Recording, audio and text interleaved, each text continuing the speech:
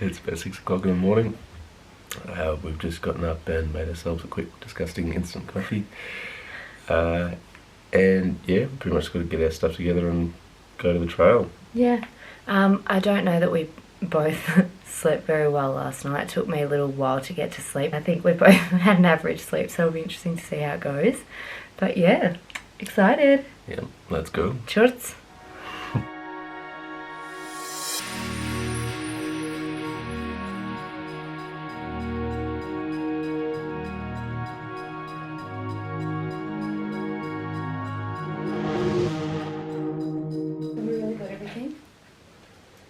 Food.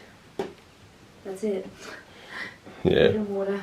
I have no idea if we have everything, but We'll soon find out.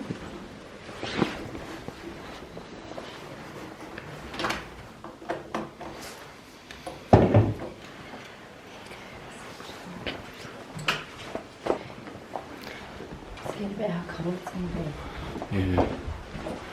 Plus this place looks like the Shining Hotel. Running boat.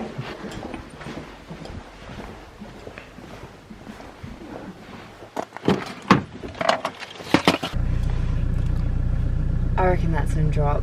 I don't think it's 13 degrees. Yeah, I think so too. So yeah, theoretical temperature 13 degrees. We just got to the shuttle parking lot. Now we're just going to get our stuff together and get on the bus. There's a lot of people here. Apparently there's normally before the spicy cough shut the world down, there were about 3,000 people a day on this trail. I don't think there's going to be quite that many, but there's obviously quite a lot of people around, so it might not be as secluded as we might have hoped. But anyway, let's get our stuff together and go. Woo! Excited, babe? Yep, got a blue beard. We've got to put our blue beards on and get on the shuttle.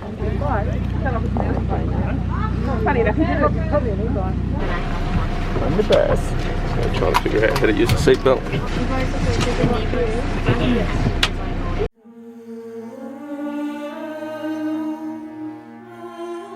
You are surrounded by active volcanoes. I know under the clouds here that you can't see at the moment. To our right is Mount Ruapehu. And just in front of us is Mount Naruahoi.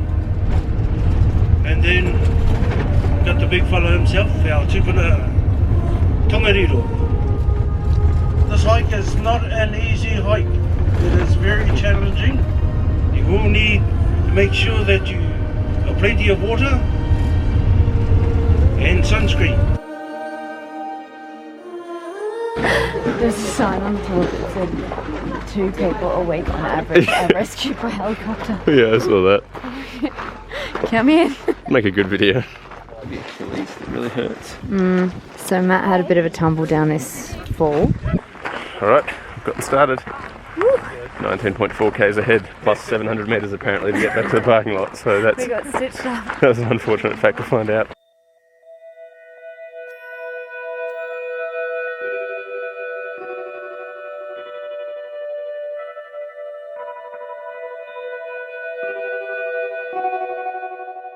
Morning snack. A few k's in, having breakfast. Breakfast. I'll have to make a coffee soon too.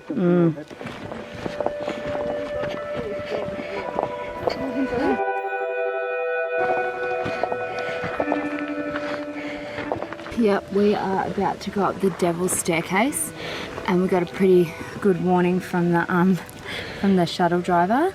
It's apparently some like bits where you need to climb on chains and stuff, and we can see people walking across the very ridge up there, so I'm scared.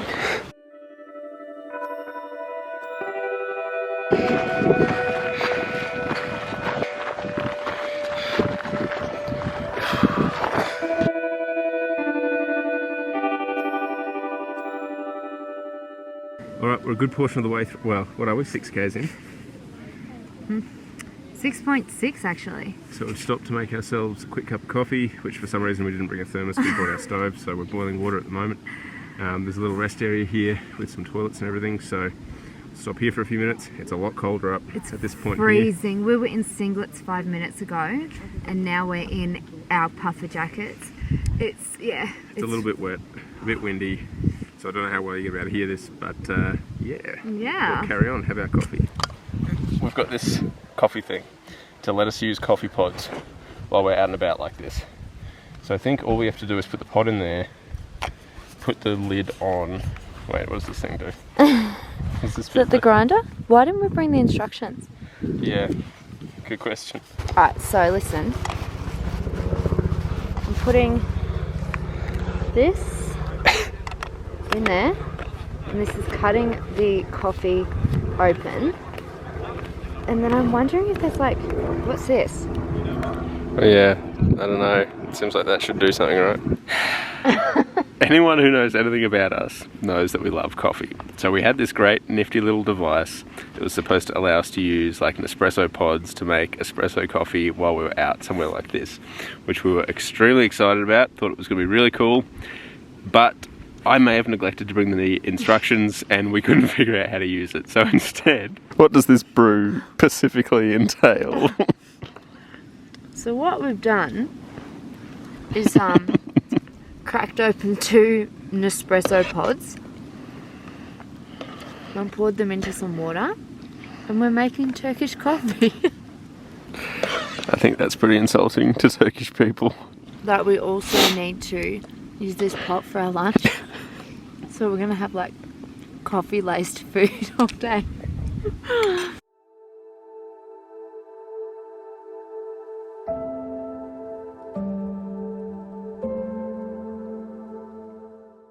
I reckon that coffee wasn't that bad. Could have been worse. Yeah, I'm glad it wasn't, but Yeah. So we're going to go for another 2 hours or thereabouts and see if we can find somewhere to stop for lunch. Yep.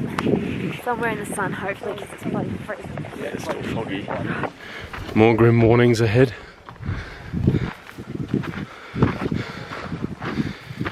Halfway to the Blue Lake, 1 hour.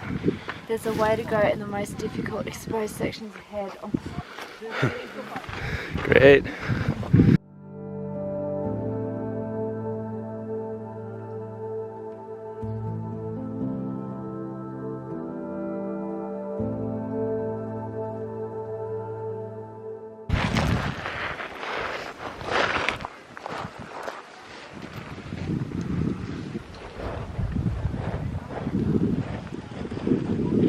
So Matt had a bit of a tumble down this fall, down this hill. You can't really tell how steep it is, but it's incredibly steep. And there's the Emerald Lakes behind us. You probably can't tell how steep it is, but yeah, Matt's trying to scramble down.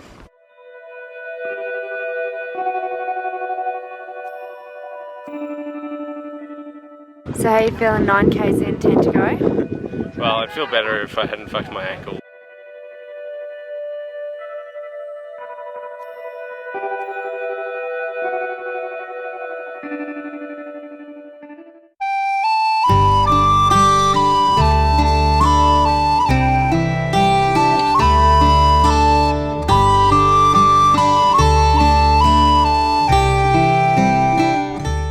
So, we're going to try out these instant meals, dehydrated meals. Yeah, Matt's tried this one before. I had a bite once. It's quite calorie dense. Like, this has got 762 calories in it and 40 grams of protein, and like 92 grams of carbs. So I think this is really good, like, recovery food for a hike. We are now 13.8k's in, so we're well and truly on the home stretch now.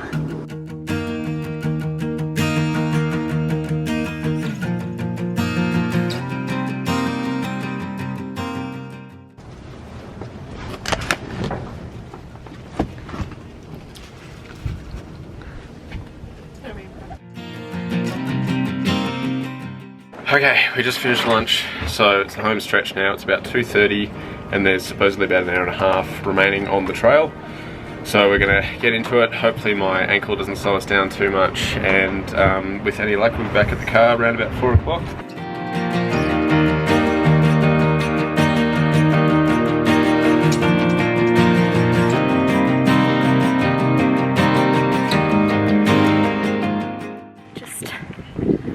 walking down the hill.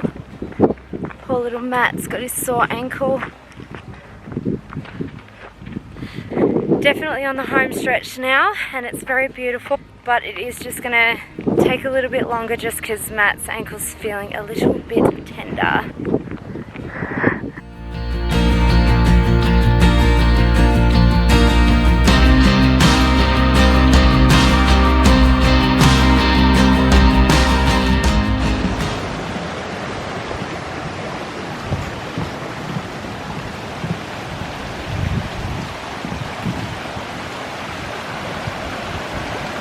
Last 700 meters.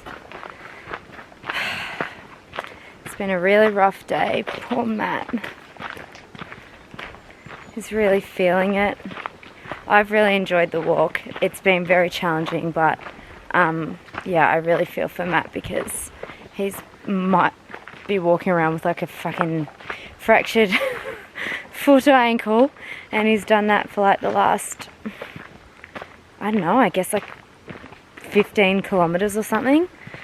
So yeah, nearly at the car though. It's going to feel really good getting into the car and sitting down and having this day done. There we go. My watch says 21.65 and the sign says 19. So basically we were mentally prepared to be finished about 3.6 kilometers ago. Home stretch to the car now.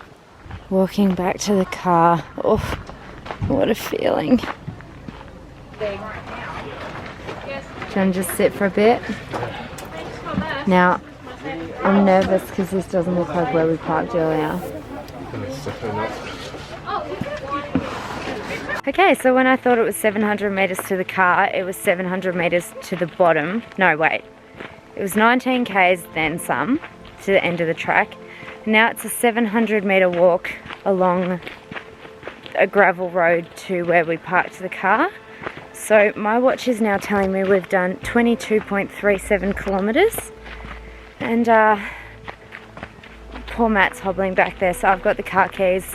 I will probably get to the car before him, so I might just grab the car and come back and pick him up because, yeah, almost one of the last car parks in the lot now. Oh, what a day. I've never wanted to see our car more. Oh, yes. Oh, back at the car. Oh, we hitchhiked the last 500 metres back to the car. Yeah, these people who we'd sort of passed a couple of times on the track, they'd seen me limping along, and then so Emma was going to go ahead and get the car. They pulled over and I said, "Do you want to jump in the boot?" And I was like, "Really?" And they were like, "Yeah." So they drove us the last little way. I'm glad that the last little end kind of was like pleasant, you know, the fact that we hitchhiked, because I think that 5 minutes ago we both would have sat here crying. Yeah. It was a really big day and I'm just so proud of you. I'm so proud of Matt for literally walking about 16 k's with a buggered ankle. It's gonna be interesting to see what this looks like when I take my shoe off. This is Matt's normal ankle. Feet, his scar on his foot from a spider bite. And that's his oh no, it's massive. I had all these wise things I was going to say when we got back in the car, but maybe we'll do a recap tomorrow morning. Yeah, well, we need to sleep on this, I think. We're still digesting we both had a very different experience of it. Like, I loved it. It's probably one of the best hikes I've ever done. But I can see why it was really challenging for Matt. But now we're going to go back to the hotel. Shower, eat, sleep. Beer for you. Yep. I need a stiff beer and whiskey and whatever else they'll serve me. See you in the morning. Bye.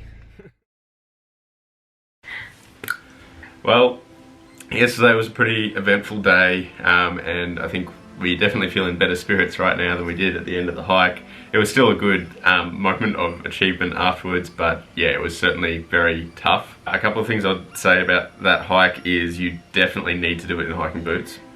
And there were people in runners, and that's just crazy. Oh, there were people in like vans, like you know, skate shoes or whatever they are. Hiking poles, I reckon, are like a must as well. We didn't have them, but it would have made a huge difference, and I may not have like injured myself if we'd had hiking poles. So I'd recommend them. My third piece of advice is from the bus driver that dropped us off there. He said, just remember, it's not a race. And I had to keep remembering that as I was hobbling along with my twisted ankle the whole time.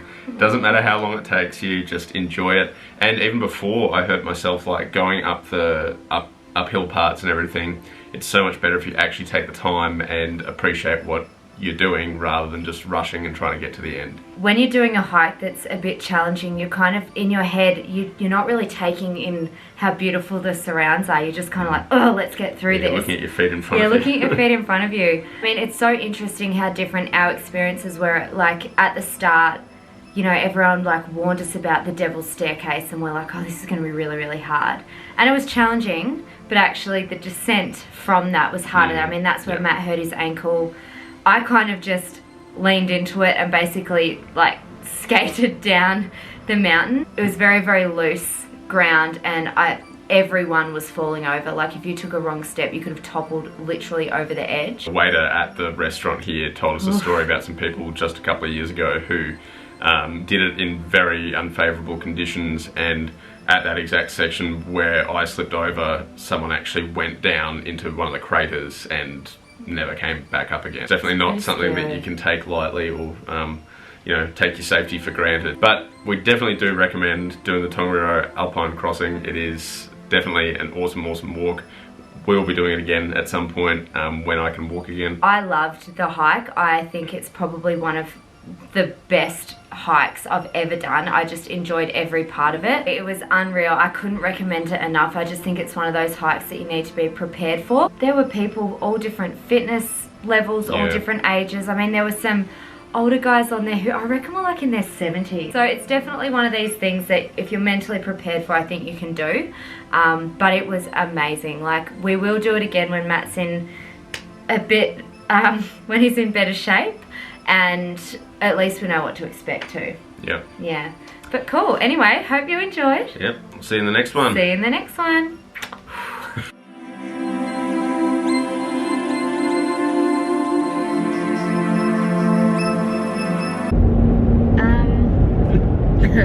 Hello. Oh, I'm so awkward. We are going out at the hotel down the road. Hey. Why is she there? Yeah, I don't know.